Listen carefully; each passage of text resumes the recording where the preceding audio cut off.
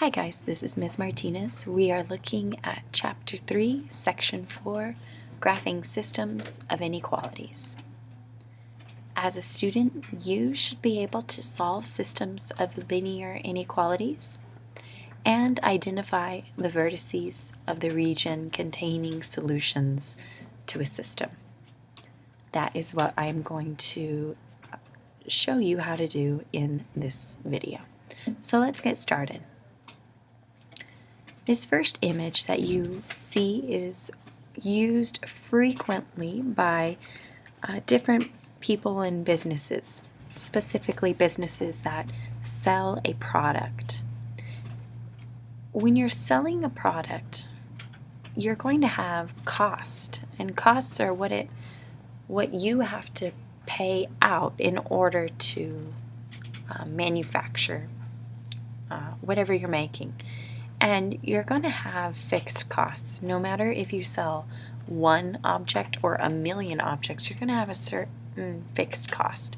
These can be things like the rent for where your store is. It can be things like how much you pay people that work for you. And then after that, after your fixed cost, there is going to be a cost associated with every object that you make, and so the more units you make, the more it's going to cost you. There's also revenue. The more units you make and sell, that is going to determine your revenue. This area here that is in red, that is called a loss. The business is putting out more money than they are being able to bring in, and therefore they're in the negative. They are not making any money. They're losing money. This section up here is the profit margin area. When your revenue is more than your cost, that's where you make a profit. And the place where these lines intersect is the break-even point. That is where the cost and the revenue are exactly the same. You don't make any money, but you also don't lose any money. And this whole situation is called a break-even analysis. Break-even analysis. So let's look at this first example. We're going to solve the system of inequalities. To do this, the first thing you would need to do is write the inequality in slope-intercept form. So for the first equation, you just move the 3x to the other side. And now we'll graph. We'll do the other one too. So you would move the x to the other side and then divide every term by that positive 3. All right, now let's graph the blue and the red, and I tried to color coordinate this for you. If that is helpful, you'll want to get a blue and red marker as well. So the blue function, the y-intercept is 4, and the slope is -3. So you go down 3 over 1, down 3 over 1. The inequality is a less than or equal to, so it's a solid line, and you would shade less than. For the red inequality, your y-intercept is at -2, and your slope is -1 over 3. So down 1 over 3, down 1 over 3. It is strictly less than, so it's a dashed line, and you would shade below. Now, what is the answer to this problem? It would be the section where the overlap of the shading occurs, where the blue shading and the red shading both happened, because that represents solutions for both inequalities.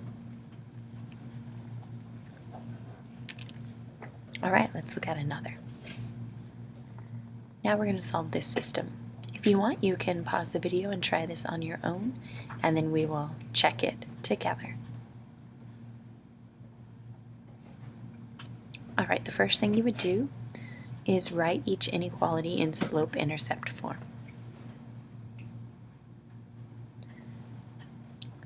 The first one, all you would need to do is move the 3x to the other side, and then you would have to divide everything by that negative, which is going to change the direction of your sign. Your blue equation is already in the correct form, so now we will begin to graph them. The red graph starts at 3 and has a slope of 3, so you go up 3 over 1. It's a solid line, and you should shade above its y value is greater. The blue inequality has a y-intercept at -1, a slope of 3, so you go up 3 over 1, and there you have a dashed line because it is y values just less than.